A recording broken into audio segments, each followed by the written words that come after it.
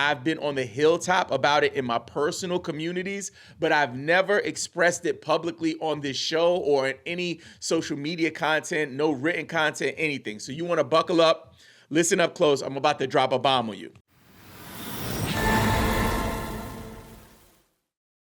I am in my 40s, so a lot of the people that I talk to are really not up on social media strategy, specifically the nonprofit leaders that I connect with, some of my speaker friends from the TEDx communities that I'm a part of, and it just seems like people don't know what's going on. This thing moves so fast, and honestly, I'm a professional in this space, and it's difficult for me to keep up. I get a ring alert from daggone Adam Mosseri from Instagram telling me that I need to do this and lean into that. And then the next day, a new platform pops off and Instagram copies that and they change their entire algorithm. I understand the confusion. I understand that it can be tough, but that's why we're here. Welcome to Land the Talk. I am your host, Robin Nathaniel. We are a part of Teen Media's podcast network, and I'm proud to be here to just connect with you today. Now, a few housekeeping notes before we start talking about social media strategies. For the most part this season, we've been interviewing TEDx speakers as well as experts, industry experts from those particular fields. We had an email marketing expert, we had a branding expert, and we just continue to provide value. We've had a TEDx coach, a couple of TEDx coaches on. We've also had a TEDx organizer who gave tons of nuggets on how you can apply for her TEDx event, but also other events all around the world. And I'm proud to say this is episode 25. We're going to do one season here. We're almost done with season 1. And then as we go into season 2, we'll have some more cool interviews. But also, that leads me to this conversation. I've done a bunch of solo episodes this season as well. And honestly, those videos have performed pretty well. And honestly, I just love being in my bag, connecting with you and sharing all of the knowledge that I have inside of this dome of mine. But I want to also point out that if you're watching the video version of this episode, you notice things might look a little different. I just turned on my normal studio setup. To be honest, I was fronting for most of the season, trying to come in here, like combing my hair, like wearing button-up shirts, looking like I was going to freaking work, right? And honestly, I realized over the last couple solo episodes that I'm a little more comfortable just being in my at-home gear, but also just showing up in my podcast studio the way I like to show up. So moving forward, you guys are going to get more of this for the next season, but I just wanted to start now and just kind of let the cat out of the bag that, you know, in all honesty and just speaking real, one thing about me, if you know me, you know that I'm okay with raising my hand and let you know when I messed up. And I messed up. I tried to come in here buttoning up my shirt and stuff, and it ain't even that kind of vibration. Now, if you see me at work, you'll see me dressed up like that. If you see me at a certain kind of a business meeting, yes. But in this space, we just hanging out. We're just friends, and I just want to make sure you're as comfortable as possible. And in order to do that, I need to be as comfortable as possible. So let's get into today's lesson. Digital Reputation, Branding, and Social Media for Nonprofits, Part 3. If you haven't checked out the other 2 episodes, please go check them out. Super valuable, and this is the final installment. So I wanted to make sure that I tied it all together for you, and I'm confident that you're going to get tons of value here. So let's dig right on in. First things first. You got to have a proactive and strategic audience engagement across all platforms. So you want to have proactive and strategic audience engagement across all platforms. I understand that it can be really, really confusing for folks, especially if you're new to social media. You're a grown up, you got kids, but you have to lead this organization. You're trying to raise money for a mission. You're trying to keep the lights on and make sure that operating costs are balanced out and that you guys are getting the revenue needed to keep funding the movement. I understand. I've been there. I was in nonprofit leadership for 10 years of my career. Huge $23 million budget for our building, and we had to do that. So I can totally relate to it. But when it comes to social media, if you're successful at what you do and you haven't been using social, sometimes we feel like it's not a priority. sometimes we feel like it's not a necessity. I'm here to let you know that, in fact, it is. So, to truly connect with your audience, you need to master engagement across diverse platforms. And here's how. Understand platform diversity. Recognize that each platform has its own personality, its own user base, and its own unwritten rules. Familiarize yourself with the nuances of major platforms. For example, LinkedIn is for professional networking, B2B communication. I will add to that with LinkedIn, there is an entire new fleet and wave of creators coming to the platform. So there will be people on there that don't fit the traditional mold of what you expect from LinkedIn content. Next, Facebook, broad audience community building. That's where you might see your grandma or your auntie hanging out. Instagram, visual content, lifestyle branding. Twitter, aka X, real-time updates, concise messaging. TikTok, short form video, trending content. It's very important to know that the TikTokification of social media went down. That phrase, the first time I heard it was from Gary Vaynerchuk's book, Attention Day Trading, I believe. So that term is really what it is right now, where every platform, including LinkedIn, including Facebook, Instagram, and X, YouTube as well, are all following the TikTok format, which is vertical videos and an algorithm that serves people's interests as opposed to who they're following and their followership. We'll talk more about that in a minute though. YouTube is long form video, also short form video now, and educational content. Reddit, niche communities, in-depth discussions. Pinterest for visual discovery, DIY, and lifestyle content. I want to add one more to this one because this is huge, and I've been on the hilltop about it in my personal communities, but I've never expressed it publicly on this show or in any social media content, no written content, anything. So you want to buckle up, listen up close. I'm about to drop a bomb on you. We are in the midst of a shift in social media, in my opinion, right? This is me doing my Nostradamus deal, right? Every few years we have a shift. TikTok was the biggest shift of this particular era. AI then came along and added to that. And now we have another shift. And what that shift is, in my humble opinion, is the shift from prioritizing followership versus prioritizing subscriptions. And I'll explain quickly. So on Instagram, for example, you can subscribe to people's pages. Like, it's fine. There's a little bit of money you get, whatever it is. You can also do the same thing on YouTube where you can get membership. Fine, I get it. But the model is not the priority. That's almost like a add-on to what the priority is on those particular platforms. And their business model is built on, you know it, I know it, advertisement. Those platforms want to keep people on as long as possible so they can get eyes on it. So for you as a nonprofit leader, you want to be really mindful of that, especially if one of your primary objectives is to increase fundraising efforts, but also to optimize and maximize the amount of reach and awareness that you can create for your mission and or organization. So when we talk about subscription, there is a platform that is buzzing right now, and you need to check it out, especially if you're a small nonprofit organization like a one-person operation, or if you have a team of less than 25. This is something for your marketing you want to consider, and that is Substack. Yes, Substack. If you haven't heard of it, it's pretty much started as a newsletter platform, but they've integrated a social media component into their app, and it is a game changer. Basically, what it does is gives you the opportunity to engage with people like you would on a Twitter or a Facebook even. You can post videos, you can post written content, pictures, but the whole app is built on people subscribing, and actually, if you are providing value, donating or paying to subscribe.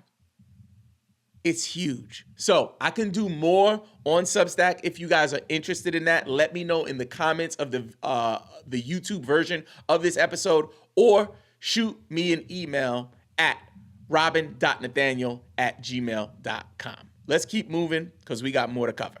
So we talked about the platforms.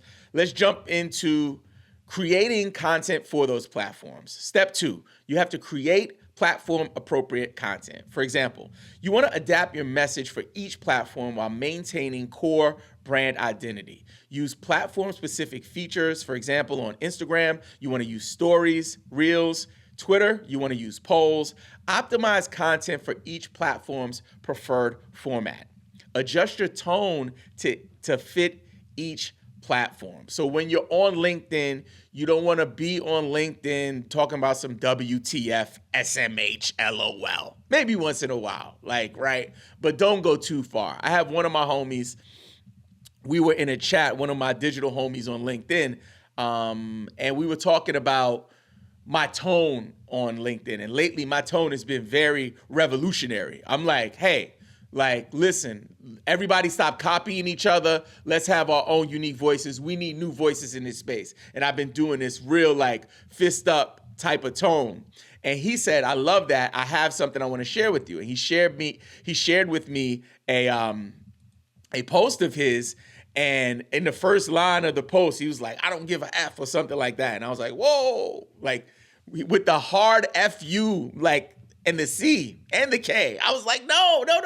I was like, wait a minute. I understand that you want to actually present a strong stance on this, but I think that's a little too far. So there is room to experiment with your tone when it comes to these platforms, but overall try to stay the course of what the majority of folks do there. You don't want to go so far that you push people away. Keeping your brand voice consistent, schedule posts accordingly to each platform's peak engagement times.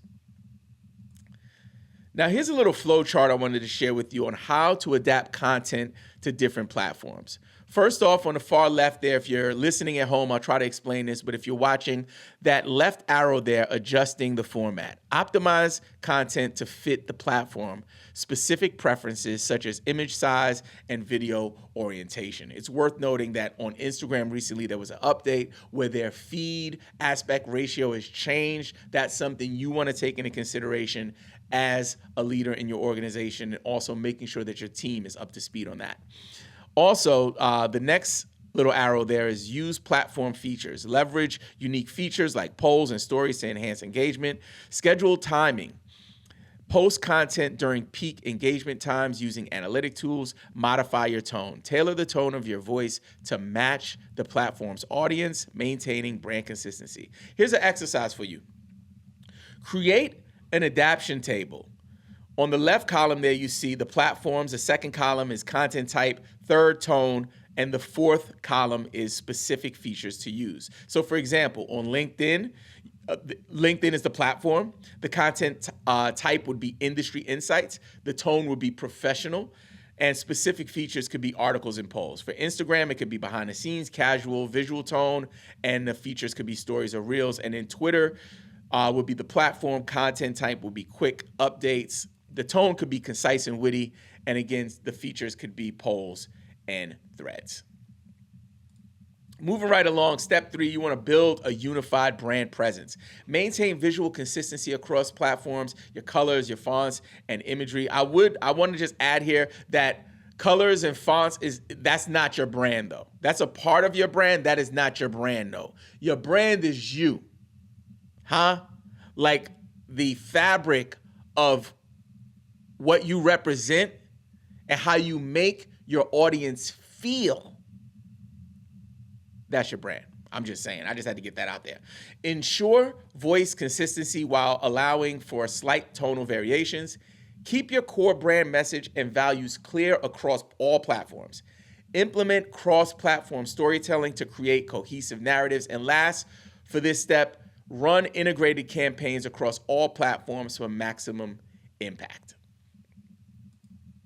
Step 4, listen and respond effectively. Use social media listening tools to track brand mentions across platforms Aim to respond to comments, messages, and mentions within 24 hours. Now, I want to jump in on this one because I know folks are like, what the heck? I got to do all of that by myself? No, I think it's important for us to delegate to folks in our organization that can support. So if you're in a leadership position and you have people who maybe have bandwidth that can be adjusted and moved around a little bit, I would look at it like their percentage of work, right? So let's say, for example, you have a communication specialist on your team and they're not focused on social media right now. Let's say your communication specialist, the majority of their work is working on your newsletter, which let's say is 50% of their work, for example. Then they spend about 30% of their time preparing for board meetings. And then they have another 20% that they do on various administrative tasks. What I would do is I would bring them in for a meeting and I'll be like, hey, this is your 100%. This is what's happening. And what I'd like to do is make this adjustment to include 25% of your responsibilities to include social media. We have to prioritize this stuff. We just have to do it. Okay, so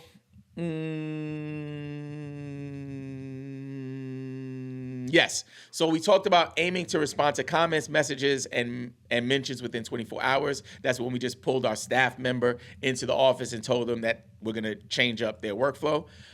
Address concerns publicly when appropriate to show transparency. Now, this really depends on the type of organization that you're in. I work with a local government organization for my day job, but I also work with a sexual abuse awareness advocacy center. That's super sensitive stuff, right? So like maybe that's not the kind of organization where you want to go publicly trying to dispute something or have a discussion. You might want to take those discussions offline depending on the nature of your work. Actively seek and acknowledge feedback from your audience. You got to do that. Develop a response guide for your team to ensure consistency in interactions. That's something that we see a lot in the public sector where we have repeating messages come over and over again. And it's something that I've also seen in the nonprofit sector. So what we try to do is build out a response library of like canned responses to commonly asked questions. So that way your team is not every time trying to write something new. And it also helps you to stay on brand with your messaging. Next up here, we're going to go to step 5, leveraging user-generated content effectively. In a previous episode of this series, we did mention this, but I want to go a little deeper on it. So what you want to do is encourage UGC creation through contests or campaigns. You can do that with your volunteers. You can do that with your staff. You can do that with people who support your organization as donors. Just want to make sure you get people involved. Showcase UGC regularly on your platforms. This is huge. Guys, UGC is a two-way street. And one thing that I see quite often is folks will get into a relationship, some kind of business relationship with a UGC content creator, and then they expect the content creator to put out the content on their page, and then that's kind of the end of it. Where if you have someone working for you, you also have access to that content. You should be publishing that on your platform. I'll take it a step above. You might want to consider running that content as an ad, especially on Meta ads. So you want to showcase them regularly on your platform. You also want to give credit when sharing UGC content. That's huge. Engage with UGC even if you're not featuring it, and create a branded hashtag for organizing and finding UGC. So let me jump in on the hashtag piece. It's cool to do hashtags, especially on Instagram, because you can easily track all of the stuff that you've been working on. But just know that the way hashtags used to work, where it was like this asset that helped to make your content more searchable, it's really not that anymore. It's more of kind of a novelty item, And there is some value on certain platforms, but for example, on a Twitter, for example, where they're now feeding you content in a similar For You fashion when you choose the For You option, it's not as helpful. But again, I would still do it, especially if you're promoting a campaign or if you have something special happening with your organization. Now, here are some action items for you. I always try to leave you with some action items at the end of these episodes. So first things first, conduct a platform audit to ensure your presence is optimized for each. If you need help with that, shoot me an email and we can connect. Create a cross-platform content strategy for your next campaign. Set up a social listening tool to monitor brand mentions. And launch a UGC campaign with a unique branded hashtag. Don't feel the pressure to have to hire someone. This is something you can do with your staff. This is something you can do with volunteers. This is something you can do with your donors and members. And then the last thing, make sure you reach out to me. If you're interested in working with me, you can visit bit.ly/Robin for Hire. That will get us on a call together to just see if I'd be a good fit for you. And you can also just get more information about what I do at robinnathaniel.com. And of course, follow me on social at Robin Marks. That's ROBBINMARX. Now, before we finish up, I just want to follow up on last episode. I talked a little bit, or episode before last, I talked a little bit about me working on my first book. It is going down. I said I hope to have it out in 2025. When I tell you, it is going down like right now. Like it is actually happening like right now. It is not available for sale yet. We're going to release it in early May, it looks like, but I'm still working on some finishing touches. But if you want to stay in tune and know what's happening with that, please make sure you subscribe to our newsletter at landthetalk.com. There's a paid version of it if you want to be a paid subscriber. We're going to be doing some really cool things over the next few months, but it is absolutely free. If that is how you want to subscribe, that's fine too. So please visit landthetalk.com so you can check out the new book. And I think I'm actually going to be working on a post for LinkedIn to announce the book next week. So stay tuned for that. If you need anything, don't hesitate to reach out. Wishing you a blessed remainder of your week. Please tell a friend about what we're doing here. We're excited about connecting with you deeper. Talk to you soon.